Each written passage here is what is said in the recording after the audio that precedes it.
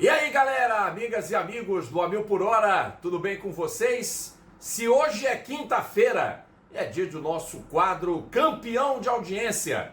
É o dia do TBT, é o dia de a gente recordar um fato marcante da história do esporte a motor em 2 e 4 rodas no Brasil e no mundo. Como diria o saudoso Goulart de Andrade, vem comigo! Depois da vinheta eu conto qual é o TBT dessa quinta-feira.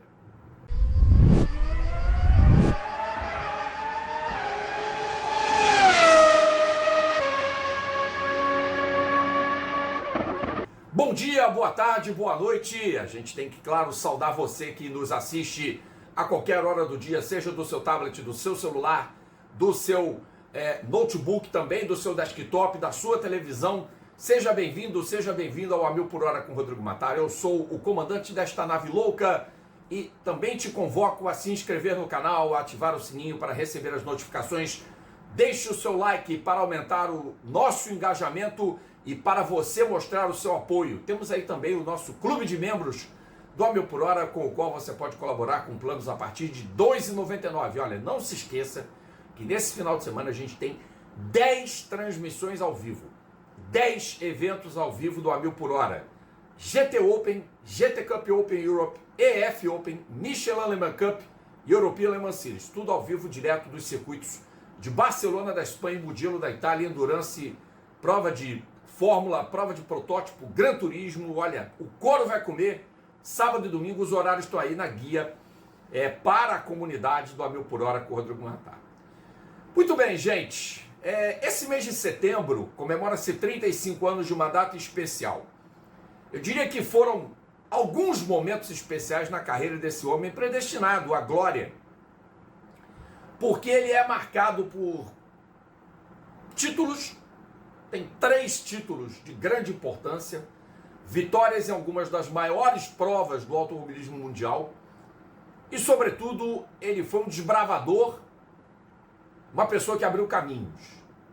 Se existe alguém que, como Cristóvão Colombo dizem, teria posto o ovo em pé, esse camarada também colocou o ovo em pé 2 vezes. Não foi só uma, foram 2 vezes em que ele abriu os caminhos para os pilotos brasileiros. Obviamente eu estou falando do Emerson Fittipaldi, cuja conquista histórica da Fórmula Indy completou 35 anos no último dia 24 de setembro, que foi a data exata da vitória que deu ao piloto brasileiro da equipe de Ewe Patrick o título por antecipação de uma temporada de 15 provas da PPG Kart World Series, no hoje extinto oval de Nazaré, na Pensilvânia.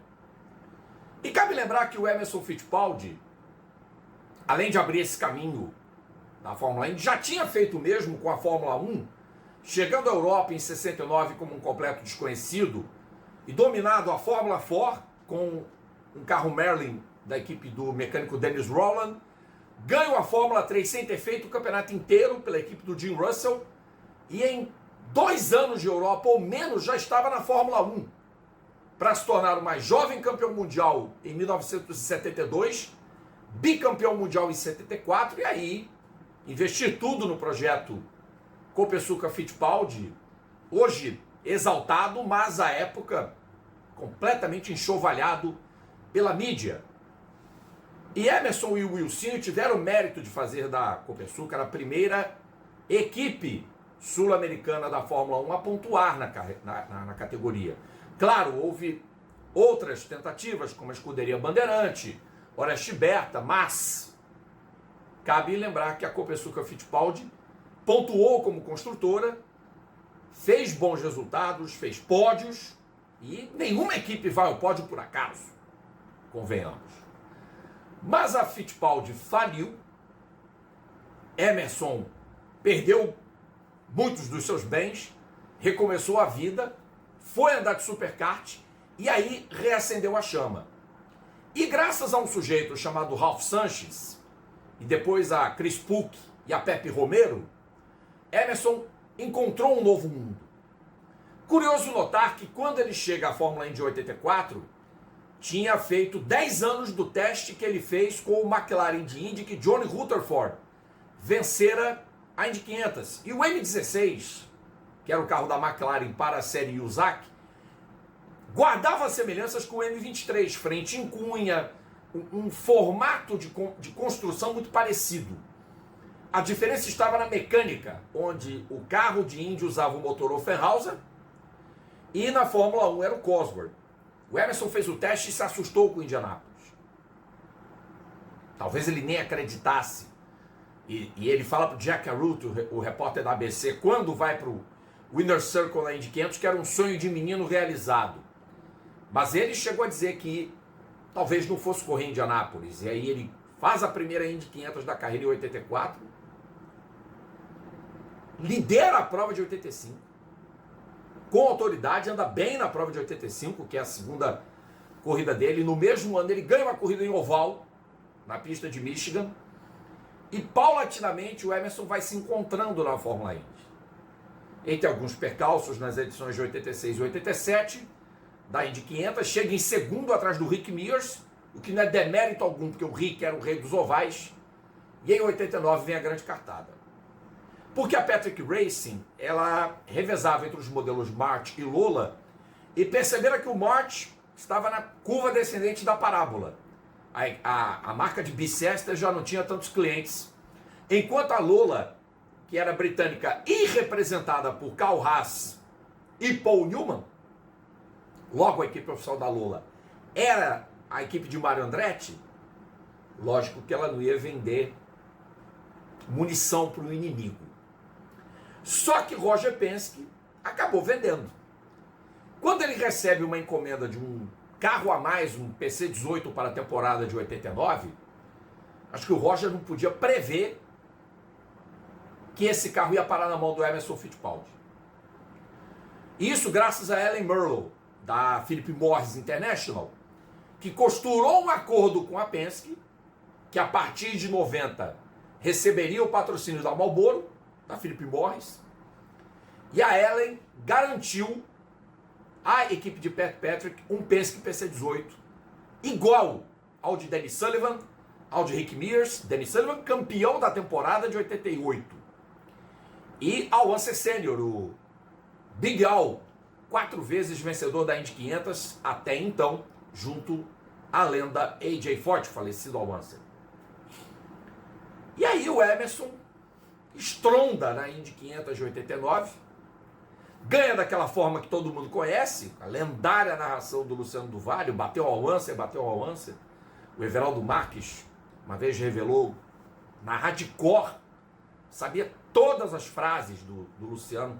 E claro, não tem como não guardar, e é um dia histórico, porque o Ayrton Senna no mesmo domingo ganhou o GP do México, e quando soube que o Emerson tinha vencido a Indy 500, chorou no cockpit.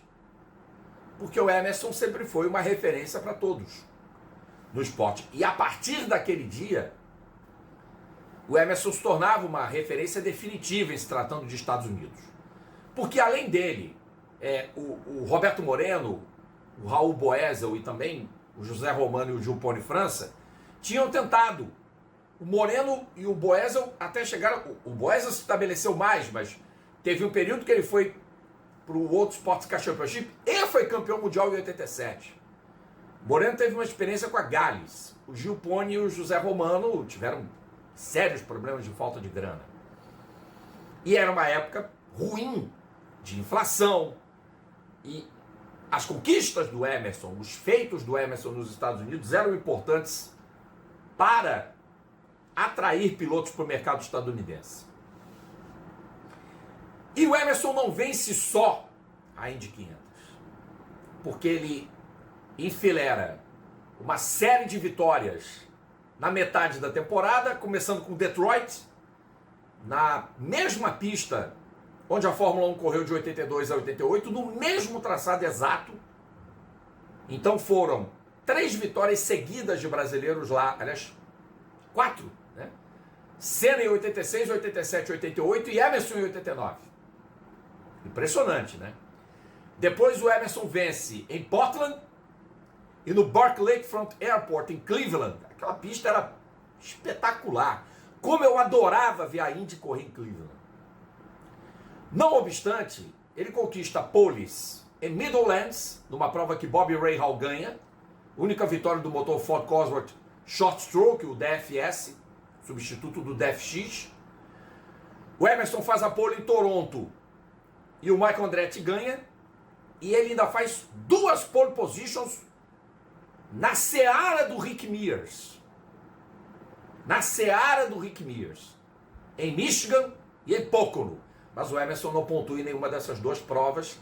Em resultados de prova, faz o ponto da pole, que era auferido ao piloto mais rápido nas tomadas de tempo. E é curioso isso, né? Porque o Rick era tido como o rei dos ovais, continua sendo conhecido como o rei dos ovais, o piloto californiano de Bakersfield. E de repente ele vê que não consegue fazer nada contra o Emerson. Porque é uma prova também inequívoca de que o chassi PC-18 era tão bom quanto o PC-17 de 88. E a equipe, e Roger Penske, que produzia seus carros em pool na Grã-Bretanha, queria se provar contra a Lola, contra a March, que os seus projetos próprios teriam que ser competitivos de novo, porque a Penske teve um período de alta nos anos 70 e início dos anos 80, e naquele interregno em que a March e a Lola começaram a dominar o mercado, ela teve o seu viés de baixa. Tanto que o Al Unser ganha a Indy 500 de 86 com o March de 85, de 87, com o March de 86, que era um carro de exposição. Isto posto, o Emerson vai somando pontos importantes e vem a penúltima etapa do campeonato em Nazaré, um oval curtíssimo de 1 milha, que tinha, como curiosidade, uma reta única, porque era um trioval. O front stretch era uma reta muito curta com uma curvinha no meio, eram 2 semi-retas com uma curva, e a reta, a única oposta ao pit lane, era em descida. E era praticamente o quintal de casa dos Andretti. O Mário Andretti, o patriarca, se estabeleceu na região da Pensilvânia, e o Michael nasceu em Nazaré, naquela região. E aí foi uma aula de pilotagem do Emerson. Deu um passão no Rick Mears, que deixou o piloto do Submarino Amarelo falando sozinho. E aí o Rick Mears teve uma cagada numa parada de boxe, onde a mangueira de abastecimento ficou conectada e ele teve que pagar uma penalidade, tomou um black flag, teve que passar no boxe para tirar a peça.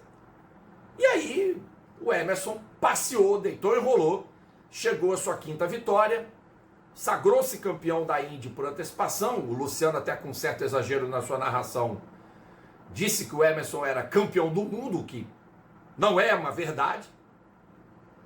Mas em se tratando de Estados Unidos, nada surpreende, porque eles dizem que tudo deles é superlativo, que todos são campeões mundiais, tudo é o World Series. NFL é campeão mundial de futebol americano, NBA é campeão mundial de basquete, NHL é campeão mundial de hóquei, MLB é campeão mundial de beisebol. Então na PPG Kart World Series, que só tinha provas fora do território dos Estados Unidos, no Canadá, não era uma série mundial, ainda depois até seria, o Emerson foi campeão do mundo, palavras do Luciano do Vale. Mas tudo bem, é um exagero perdoável.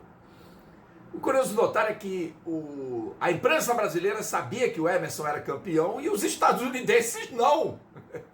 Erraram nos cálculos, porque para eles dava para o Rick Mears ainda buscar o campeonato em Laguna Seca, na última etapa da temporada de 1989. E de fato o Rick Mears fez a parte dele, porque ele fez a pole position, liderou praticamente de ponta a ponta e ganhou na sua última vitória em circuito misto na carreira. Logo ele, que tinha sofrido um acidente seríssimo em Riverside, machucado as pernas.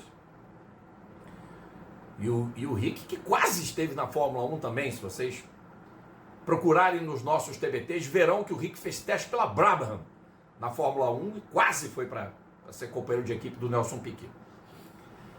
Mas aí o Rick vence a última etapa do campeonato, na sua última prova em misto, com ele no topo do pódio. O Emerson chegou em 5º lugar.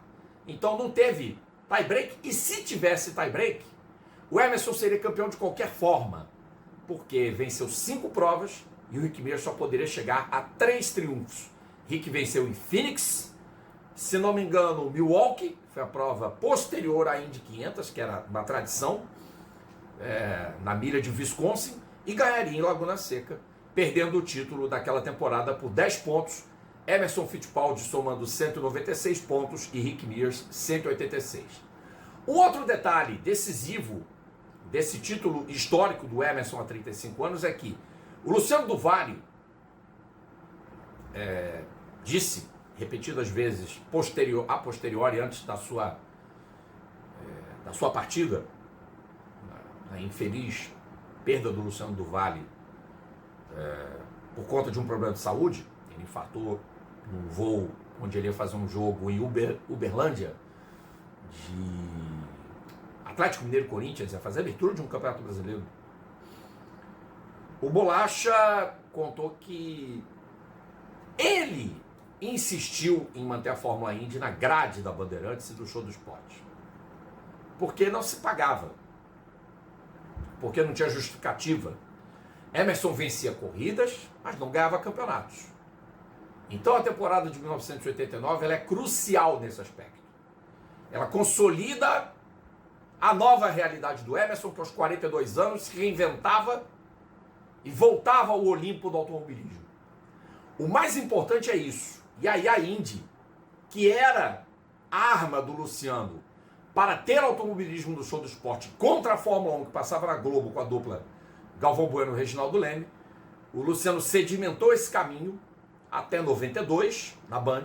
Em 93, a Indy, que era a kart, foi para a Manchete, depois por SBT, e a Indy 500 retorna para a Bandeirantes em 96, na corrida ganha por Bud Lazier. E aí, claro, tem uma questão pessoal, que eu não faço a menor ideia do que terá acontecido no meio do caminho, entre o Emerson, o Luciano, o Kiko, o Tete Alfonso, o Willy Hermann, Carlo Ganser, quem quer que seja. Nessa seara, eu não sei de nada, mas sei que o Emerson foi para um grupo e o Willy Hermann foi para outro. Cada um foi para o seu lado, o Willy voltou para o lado do Luciano. Depois a Indy, claro, fez a sua cisão, né? Fez a sua unificação. Depois da cisão de 96, ela fez de novo a unificação. E aí a história todo mundo conhece. Emerson foi um desbravador nato. Vieram pilotos brasileiros em profusão para os Estados Unidos tentar a sorte.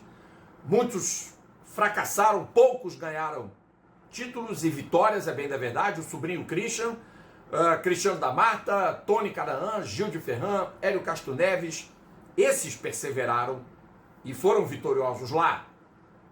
Alguns outros não tiveram a mesma sorte.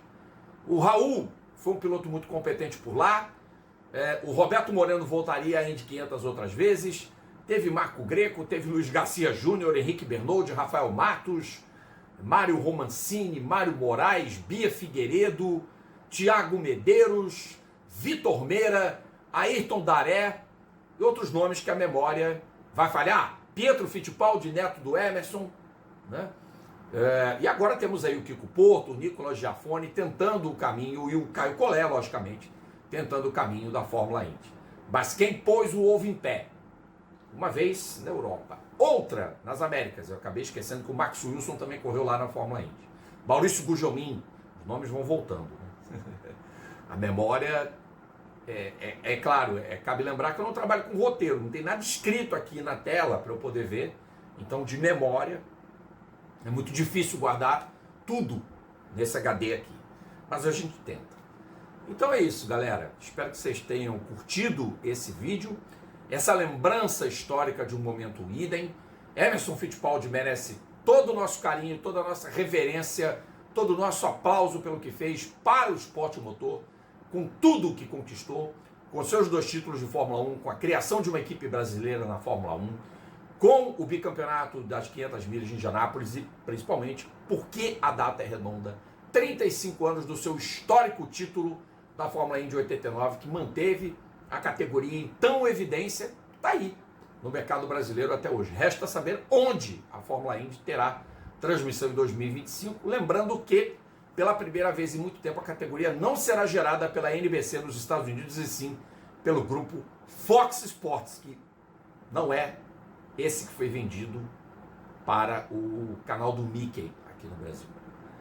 Amanhã nós voltamos com um vídeo inédito e a série Minis com História aqui no Abel por Hora. Convido você, olha, se liga aí no teaser que a gente tem do Europeu Le Mans Series. Olha na guia comunidade, tá? Os nossos horários, e já temos os links das transmissões de 5 delas, as outras 5 a gente vai providenciando. E claro, você vai ficar também de olho na prévia do Europeu Le Mans Series, às 4 horas de Mugello, que acontecem nesse fim de semana. Tchau, a gente se vê. Vamos ver se ele não pega tráfego aí. Vamos às voltas, dona Kika. 198 agora. 198, faltando 2 voltas. Aí está Tereza. O Brasil pertinho do título. Emerson Fittipaldi. 5 segundos. Vai chegando o Rick Mias. 5 segundos. Vai chegando o Mias. Emerson Fittipaldi só tem mais 1 volta e meia. 1 volta e meia só. O Brasil está perto do título. É o título que vem chegando pro Emerson. Bandeira branca. Só faltam agora 20 segundos. 20 segundos, 15 segundos para Emerson ser o campeão, quebrando a hegemonia, quebrando o tabu, mostrando que é o maior piloto de todos os tempos. Emerson, lá vem o Brasil, é campeão o Brasil, Emerson Fittipaldi, é do Brasil o título. Emerson, o melhor do mundo em todas as categorias. O Brasil deu um show no oval.